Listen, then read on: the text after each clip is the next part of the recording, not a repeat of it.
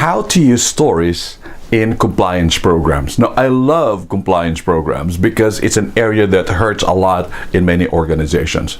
Now, when lawyers or compliance officers require you, the training department or the trainer designer, to develop a compliance course so that the learners can demonstrate that they've clicked all the pages or they study the pages. Now, that is on the surface one of their goals, to show for compliance just in case there's a lawsuit or a particular claim against the company.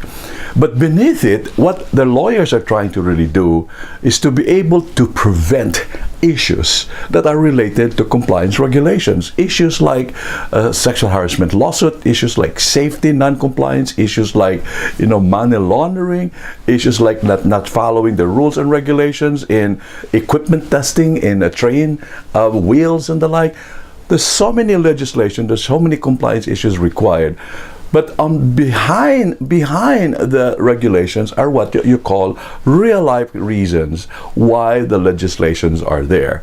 So, for example, in sexual harassment training program, although you want to train them as much as possible on the policies, you begin to really see that the policies is only a means for the learners to be able to learn a behavior.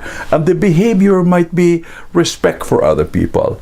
The behavior might be not to abuse your power. The behavior might be become a good team player in a productive work environment. All of these are stories that are meaningful to people. So when you have compliance lessons, think that these are the regulations must be learned, but that's not how you start the program or build the confidence of the learner that they're learning. You go back to how the regulations matter to them in day-to-day work experiences.